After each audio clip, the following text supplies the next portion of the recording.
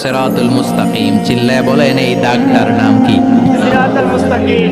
আর ডানে বায়ে ছোট ছোট যে দাগগুলো দিলাম এগুলো হলো সুবুলুশ শয়তান, শয়তানের রাস্তা। সিরাতুল মুস্তাকিমে উঠলে শয়তানের রাস্তা থেকে অনেক হাতছানি আছে না নাই? ডানে বায়ে তাকানো যাবে না। সিরাতুল মুস্তাকিমে যে তুমি উঠেছো, চলতে থাকে বা চলা শুরু হলো দুনিয়াতে, শেষ হয়ে যাবে জান্নাতে। বিশ্বনবী মাঝে মাঝে বোঝানোর জন্য প্রশ্ন করতেন, কারণ প্রশ্ন ছুড়ে দিলে মানুষের মধ্যে জানার আগ্রহ বাড়ে না কমে? কথা বলেন। আমি যদি একটা প্রশ্ন করি আর বললাম উত্তর দেন, কেউ পারতেছে না, একটু ঠেকা ঠেকা ভাব, ঠেকে যাচ্ছেন, তখন হুট করে উত্তরটা বললে এটার জীবনে ভুলবেন না, ভুলবেন? কারণ ওই যে ঠেকছেন, শিখছো কোথায়? ঠেকছি যেথায়, ঠিক কি না? বিশ্বনবী প্রশ্ন করতেন। বিশ্বনবীর এই প্রশ্নটা বলে শেষ করছি। বিশ্বনবী সাহাবাদের মাঝখানে ওয়াজ করতেছেন আর বলতেছেন, ইন্না মিনাশ শাজারি শাজারা লা ইয়াসকুতু ওয়ারাকুহা মাসালুহু কামাসালিল মুসলিম। বললেন আমাদের এই ভূখণ্ডে এমন একটা গাছ আছে, যেই গাছের পাতা ঝরে না। এই গাছের দৃষ্টান্ত মুমিনের দৃষ্টান্তের মতো। বলো তো গাছটা কি? কে জানো? কেউ কথা কয় না। কি গাছ? কি গাছ? কেউ কথা কয় না, কেউ বলতে পারে না। কেউ বলে শাজারাতুল বাওয়াদি, ওই ক্যাকটাস গাছ, পাহাড়ি গাছ, ওই গাছ, সেই গাছ, কেউ বলতে পারে নাই। বিষ্ণু বললেন কেউ পারো নাই, সঠিকটা শুনে নাও, ইন্নাহা নাখলা, এটা খেজুর গাছ। সুবহানাল্লাহ পড়েন। সাহাবীরা ভাবছে এটা তো ঘরের পাশে আছে, এটা মনে কয় নাই। সব ঘরের চিপায় আরব দেশে খেজুর গাছ, সাহাবারা ভাবছে এটা তো ঘরের গাছ, এটা মনে হয় জিজ্ঞেস করে না, এজন্য দূরে দূরে চিন্তা করছে। কোন সুবহানাল্লাহ। সব সাহাবীরা বাড়িতে ফিরে গেলেন। ওমরে ফারুক ওনার ছেলে আব্দুল্লাহ ইবনে ওমরও গেল। আব্দুল্লাহ বলে, আব্বা, বিষ্ণুবী যে জিজ্ঞেস করেছিল, বলো তো কোন গাছের পাতা ঝরে না, যে গাছের দৃষ্টান্ত মুমিনের দৃষ্টান্তের মতো? আপনারা কেউ পারেন নাই, আমি কিন্তু জানতাম এটা খেজুর গাছ। ওমরে ফারুক বললেন, বেটা কইলি না কেন? কইতে পারলে নবীর সামনে আমার কলিজাটা এত বড় হয়ে যেত। আমার কলিজার টুকরা ছেলে পেড়েছে, কেউ পারে নাই। আব্দুল্লাহ বলে, বাপ চাচা আপনারা কেউ পারেন না, আমি কই কেমনে? শরম লাগছে, শরম। সুবহানাল্লাহ কইবেন না? QA session, questioning answering session করে বিশ্বনবী সাহাবাদেরকে শেখাতে চাইতেন। এজন্য এ নবী এমন নবী যে নবীর পুরো জীবনের প্রতিটি ইঞ্চি ইঞ্চি জায়গাতে আমাদের জন্য শিক্ষা আছে না নাই? এই শিক্ষাগুলো গ্রহণ করতে রাজি আছেন তো? যা শুনলাম আমল করতে রাজি আছেন তো? বিশ্বনবীর জীবনী গ্রন্থ বেশি বেশি স্টাডি করতে রাজি আছেন ইনশাআল্লাহ? দু চারজন কইছে খালি। সবাই রাজি আছেন তো ইনশাআল্লাহ? যাদের ঘরে বিশ্বনবীর কোনো জীবনী নাই, বাংলা অনেক জীবনী গ্রন্থ পাওয়া যায়। কোম্পানিগঞ্জের ইসলামী যে লাইব্রেরিগুলো আছে, সেখান থেকে বিশ্বনবীর জীবনী গ্রন্থ কালেক্ট করে পড়বেন। বিশ্বনবীর জীবনী হচ্ছে আমাদের জন্য মডেল, ঠিক কি না? এবং এই মডেল অনুযায়ী যদি আমাদের জীবনকে আমরা সাজাতে পারি, জান্নাতের দুয়ারগুলো আমাদের জন্য খোলা রাখবে কে? আল্লাহ আমাদের সবাইকে কথাগুলো বোঝার ও আমল করার তৌফিক দান করুক। আমরা পড়ি আমিন। অনেক দিনের সাধনা, জল্পনা কল্পনা, আপনার মোহরে নবুয়তে আমার ঠোঁটটা আমি লাগাবো। আপনার মোহরে নবুয়তের মধ্যে আমার ঠোঁটটা লাগিয়ে আমার ঠোঁটটারে আমি জাহান্নাম থেকে পরিত্রাণ করাবো। এজন্য প্ল্যান প্রোগ্রাম করে এতক্ষণ আপনার জামাটা খুলতে বলেছি। আপনার উপরে আমার কোনো হক নাই। আমার আব্বা মা, আমার সম্পদ, আমার জীবন আপনার জন্য কোরবান গো নবী। ওয়াকানা বাইনা কাতিফাইহি খাতামুন নবুওয়া, আর পিঠের মধ্যে কাযিররিল হাজালা, কবুতরের ডিমের মতো একটা মাহরুন নবুওয়া ছিল। উনি যে শেষ নবী, উনি যে প্রফেট, দ্য লাস্ট মেসেঞ্জার, এটা প্রমাণ আল্লাহ সিল মেরে দিয়েছে। বাম দিকের কাঁধে, ডান দিকে না, কোন দিকে? সাহাবারা যারা এটা দেখেছেন তারা বলেছেন যে আমরা দেখেছি এর মধ্যে কিছু চুলও ছিল, একটু লালচে ছিল, একটু উঁচু ছিল। একদিন বিশ্বনবী বললেন, বান্দার কোনো হক আল্লাহ কোনোদিন ছেড়ে দেয় না। আল্লাহর হক আল্লাহ মাফ করে, বান্দার হকের মাফ নাই। যদিও আমি নবী, আমার উপর যদি কোনো হক থাকে বলো, আমি দিয়ে দেব। কোন সাহাবী দাঁড়ায় না। এক সাহাবী দাঁড়িয়ে বললেন, নবী, যুদ্ধের ময়দানে চাবুক চালানোর সময়, লাঠি চালানোর সময় এক কাফেরকে মারতে যে আপনার লাঠির বাড়ি আমার পিঠের মধ্যে পড়েছে। আপনি যেহেতু এই কিসাসটা আদায় করতে চান, আপনার পিঠে আমি লাঠির বাড়ি মেরে এটারে শোধবোধ করে দিতে চাই। সাইয়েদনা ওমরে ফারুক হাতের জামা এরকম করতে শুরু করছে, আয় এদিকে আয়, তোরে শোধবোধ করাই। বিষ্ণু বললেন, ওমর রাখো, এটা বান্দার হক, মিটাতে দাও। বিশ্বনবী বললেন, আসো তুমি এসে আমার পিঠে লাঠি দিয়ে চাবুক দিয়ে বাড়ি মারো। সাহাবী বলে, ও নবী, তখন দুর্ভিক্ষের সময়ের যুদ্ধ ছিল, আমাদের গায়ে জামা ছিল না। যখন আপনি আমার চাবুকটা পিঠের মধ্যে মেরেছেন, আমার পিঠে তখন জামা ছিল না। আপনি যদি যথা নিয়মে কেসাসটা আদায় করতে চান, আপনার জামাটা খুলেন, খালি পিঠের মধ্যে বাড়িটা মারিস। এবার আর ওমরে ফারুককে ধরে কে? এদিকে আয় তোরে দেখাইতেছে। বিশ্বনবী বললেন, ও ওমর থামো, মারতে দাও। বিশ্বনবী উনার জুব্বাটা উপরের দিকে উঠালেন, পিঠের মধ্যে বাড়ি দেওয়ার জন্য ওই সাহাবীকে ডাকলেন। ওই সাহাবী বিশ্বনবীকে পিছন দিক থেকে জড়িয়ে ধরে ওই মোহরে নবুয়তের মধ্যে চুমু দিয়ে ফেলেছে। সাহাবী বললেন, নবী গো, এই নাটক করার জন্য আপনি আমারে মাফ করে দিয়েন। আপনি বিশ্বনবী, উদম গায়ে আপনারে দেখা যায় না, খালি গায়ে আপনারে দেখা যায় না। শুনেছি আপনার পিঠের মধ্যে মোহরে নবুয়ত আছে। অনেক দিনের সাধনা, জল্পনা কল্পনা, আপনার মোহরে নবুয়তে আমার ঠোঁটটা আমি লাগাবো। আপনার মোহরে নবুয়তের মধ্যে আমার ঠোঁটটা লাগিয়ে আমার ঠোঁটটারে আমি জাহান্নাম থেকে পরিত্রাণ করাবো। এজন্য প্ল্যান প্রোগ্রাম করে এতক্ষণ আপনার জামাটা খুলতে বলেছি। আপনার উপরে আমার কোনো হক নাই। আমার আব্বা মা, আমার সম্পদ, আমার জীবন আপনার জন্য কোরবান গো নবী। বিশ্বনবীর পিঠে বাম দিকে খাতামুন নবুয়া ছিল, মাহরে নবুয়া। কোন বর্ণনা এসেছে উনি এই মাহরে নবুয়া দিয়ে পিছন দিকে দেখতেন। বিশ্বনবী যখন নামাজ পড়তেন উনি বলতেন, ইস্তাকিমু ওয়া'তাদিলু ইয়ারহামুকুমুল্লাহ, কাতার সোজা করো, ফাঁকা জায়গা বন্ধ করে দাও। কারণ আমি সামনে যেমনি দেখি, পেছনেও তেমনি দেখি। অনেকে বলেন বিশ্বনবী পেছনে দেখতেন এই মাহরে নবুয়তের জায়গাটা দিয়ে। এটা ছিল বিশ্বনবীর behind CC camera, behind close circuit camera. আল্লাহু আকবার।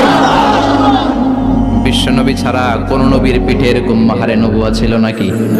কথা বলেন। এজন্য ওই নবীরে গালি দিলে সহ্য হয়? কথা বলেন, সহ্য হয়? আবিয়াদুল ইবতাইন, বগল ছিল শুভ্র সাদা। আমাদের বগল কি সাদা? দুর্গন্ধ, কুৎসিত, কালো, তাই না? বিশ্বনবীরটা কালো? কথা কন, শুভ্র সাদা। আমরা দোয়া করি এভাবে। বিশ্বনবী মাঝে মাঝে দোয়া করতে করতে, বৃষ্টির জন্য যখন দোয়া চাইতেন, আরাফার ময়দানে যখন দোয়া চাইতেন, দোয়া করতে করতে হাতটারে উপরের দিকে করতেন। সবাই এরকম হাত তোলেন, সবাই হাত তোলেন। বিশ্বনবী মাঝে মাঝে আবেগের চোটে এইখান থেকে হাতটা এই জায়গায় নিয়ে যেতেন। সুবহানাল্লাহ। বিশ্বনবী যখন হাত আবেগের চোটে উপরের দিকে উঠাতেন, বিশ্বনবীর বগল দেখা যেত। সাহাবারা বলতেন, হাত্তা ইউরা বায়াদু ইবতাইহি, এই সুযোগে আমরা দেখতাম ওনার বগলটা ধবধবে সাদা, কোনো দাগ ছিল না। মুস্তাওয়াল জাবিন, প্রশস্ত ললাট ছিল। আসাম্মুল আনফ, খাড়া নাক ছিল। বিশ্বনবীর নাক কিন্তু বোচা ছিল না, এরকম চ্যাপটা নাকরে আপনারা কোম্পানিগঞ্জে কি বলেন? সাকমা কি নাক? হ্যাঁ, বুসা,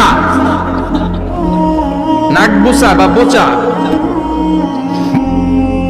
বিশ্বনবীর নাক এই চাকমা স্টাইলে নাক ছিল না, খাড়া ছিল, খাড়া নাক ছিল। সুবহানাল্লাহ পড়ো। মুফাল্লিজুল আসনান, দাঁতগুলো ছিল পরিপাটি। বিশ্বনবীর দাঁতের দিকে তাকালে, বিশ্বনবীর হাসির দিকে তাকালে মনে হতো হাসিতে যেন মুক্তা ঝরে। বিশ্বনবী দেখতে কেমন ছিল আন্দাজ পাচ্ছেন না মোটামুটি? এই চমৎকার দেহটা নিয়ে যখন আয়নার সামনে দাঁড়াতেন, বিশ্বনবী জোস জোস পোজ দিতেন না। এখনকার ছেলেপেলেরা বলে আয়নার সামনে দাঁড়াইয়া দেই জোস জোস পোজ, আছে না নাই? বিশ্বনবী জোস জোস পোজ দিতেন না। বিশ্বনবী আয়নার সামনে দাঁড়িয়ে বলতেন, আল্লাহুম্মা হাসানতা খালকি ফাহসিন খুলুকি। ও আল্লাহ, আমার চেহারাটা যেমনি আপনি সুন্দর বানিয়েছেন, আমার হৃদয়টারেও সুন্দর করে দেন। What a attitude, what an attitude! কি অ্যাটিটিউড ছিল ওনার!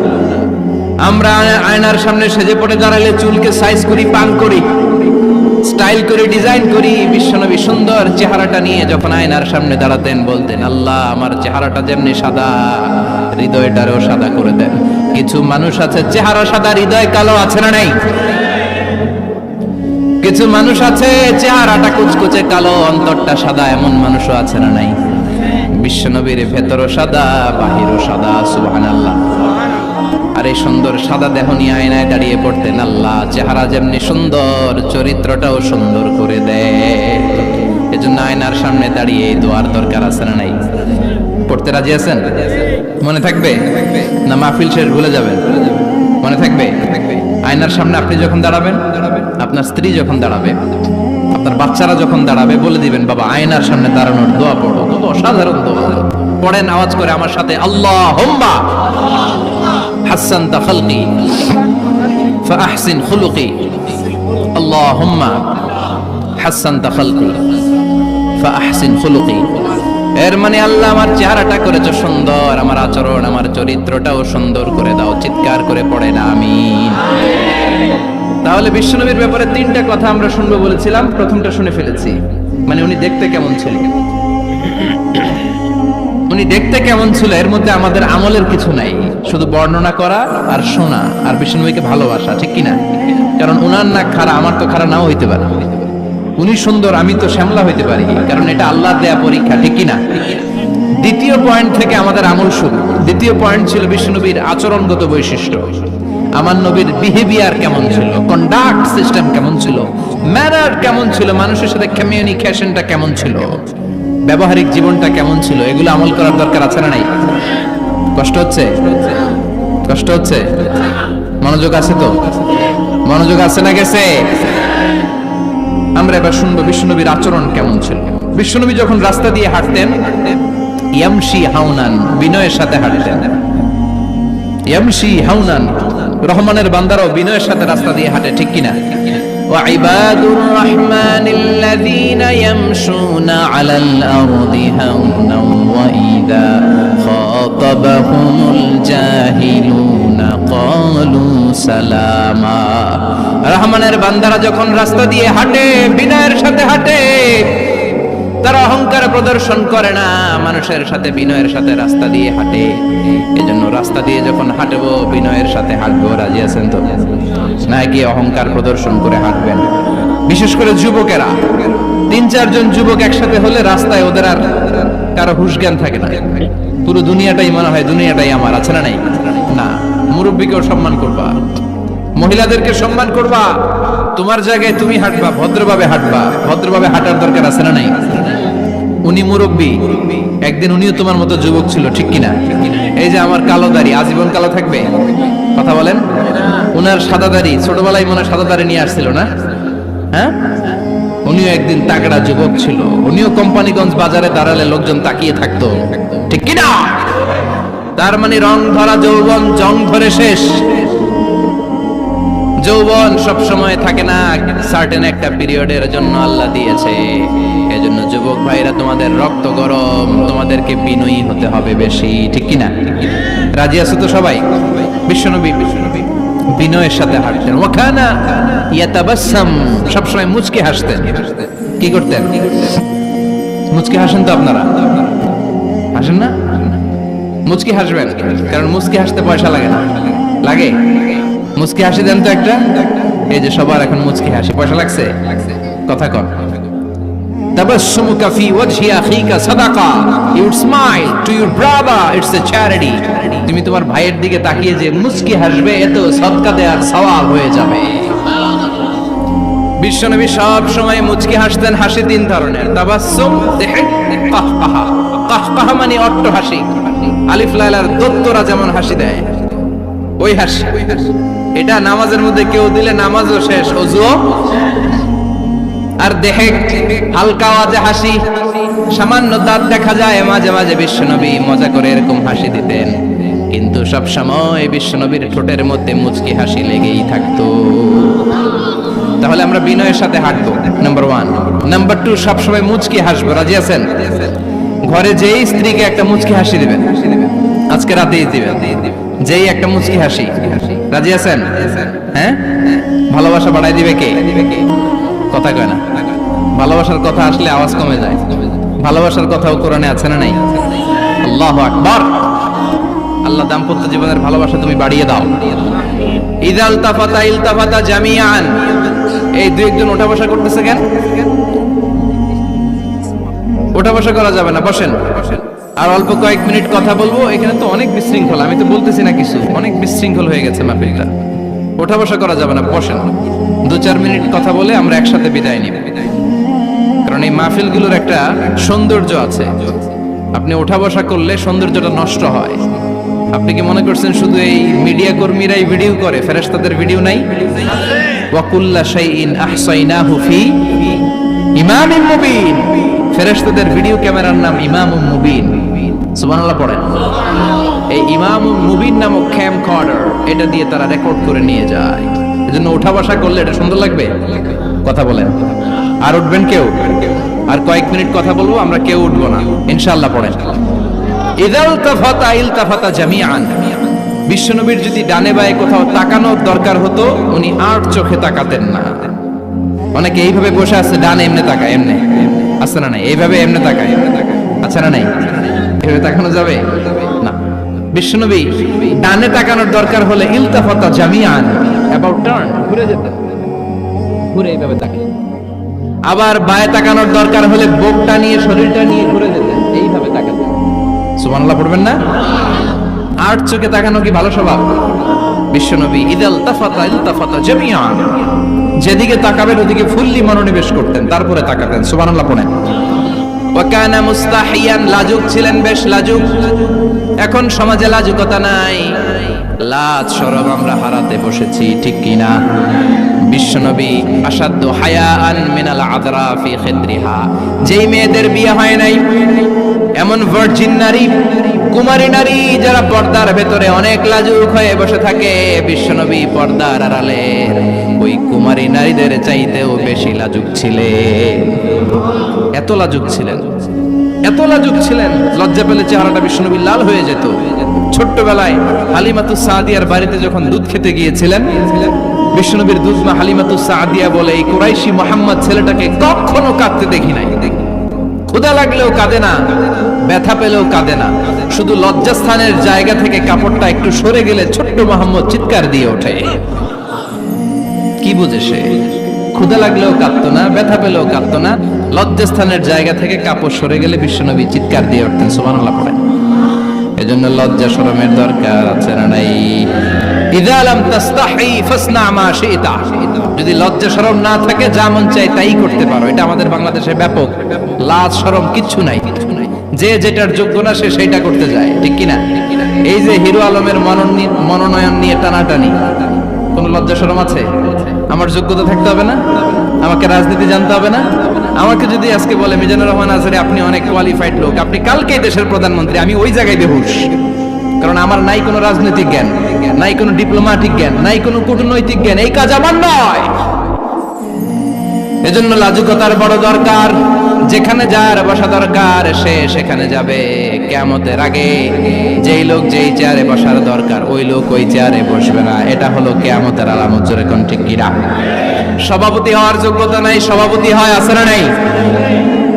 সেক্রেটারি হওয়ার যোগ্যতা নাই, সেক্রেটারি হয়, এরকম সমাজে আছে না নাই? নেতা হওয়ার যোগ্যতা নাই, নেতা হয়, আছে না নাই? সবগুলো কিয়ামতের আলামত। আমার বিশ্বনবী এমন লাজুক ছিলেন, বিশ্বনবীর মতো এমন লাজুক নবী আর কেউ ছিল নাকি? কথা বলেন। ওয়া কানা আসহাবুল মাইমানা, বিশ্বনবী ডানপন্থী ছিলেন। কি পন্থী? কি পন্থী? মুষ্টিবদ্ধ ডান হাতটাকে এরকম উপরের দিকে করেন আর চিৎকার করে বলেন, বিশ্বনবী কোন পন্থী ছিল? আমরা কোন পন্থী? জান্নাতে কারা ঢুকবে? কোন বামপন্থীর স্থান জান্নাতের ভেতরে হবে? চিৎকার করে বলেন, কোন নাস্তিক জান্নাতে ঢুকতে পারবে? এজন্য নবীদের মতো ডানপন্থী হতে হবে। যেরকম ঠিক কিনা? বিশ্বনবী সব ভালো কাজগুলো ডান দিক দিয়ে করতে পছন্দ করতেন। জামা পরলে ডান দিক দিয়ে, খাবার বিতরণ করলে ডান দিক দিয়ে, মুসাফা করা শুরু করলে ডান দিক দিয়ে, ডান দিক দিয়ে ভালো কাজ বিশ্বনবী পছন্দ করতেন। সুবহানাল্লাহ পড়েন। আসহাবুল মাইমানা, বিশ্বনবী মেহমানদারি করতে পছন্দ করতেন। আমরা করি তো? মেহমানদারি করান? মেহমান ঘরে আসলে ভালো লাগে? খারাপ লাগে কার কার? দেখি। সবার ভালো লাগে, কিন্তু আমরা অনেকে খুশি হই না। মেহমান আসলে নাখুশ হই, নিজেই খাইতে পাই না। মেহমান আইছে কে? খাওয়ামু করতে, খাওয়ান নাই, যেন ও খাওয়ান বানাইছে। খাওয়ান পাঠায় কে? রিজিক দেয় কে? গোটা বিশ্বের সবাই মিলে আমরা একটা চাল বানাতে পারবো নাকি? ওমিয়া চাইনিজ চাউল না, চাইনিজ ডিম না, ওগুলো সবাই পারে, ঠিক কিনা? আল্লাহর বানানো ন্যাচারাল চাল, গাছের মধ্যে হওয়া যেই চাল, ধান আল্লাহ তৈরি করেছে, এরকম ধান, এরকম একটা পেয়ারা, এরকম ছোট্ট একটা কমলার টুকরা গোটা বিশ্বের সবাই মিলে বানাতে পারে নাকি? এজন্য রিজিকের মালিক কে? মেহমান আপনার রিজিকে ভাগ বসাতে আসে না, সে তো তার রিজিক নিয়ে আসে, সে আরো এসে আপনার রিজিকে বরকত ঢুকিয়ে দিয়ে যায়। চিল্লা এখন ঠিক কিনা? কারণ আমরা বরকতে বিশ্বাসী। বরকত বিশ্বাস করেন? 5 লাখ টাকা মাসে কামায়, ডাইন হাতে বা হাতে, আছে না নাই? হালাল হারাম ইচ্ছা মতো কামায়, মাস শেষে কিচ্ছু থাকে না, এরকম ডাকাইত আছে না নাই? হসপিটালের একটা বিল পরিশোধ করতে 3 লাখ চলে যায়, ঋণের বোঝায় জর্জরিত, রাতে ঘুম নাই, তার মানে বরকত নাই। আরেকজনের বেতন 20,000, কয় হাজার?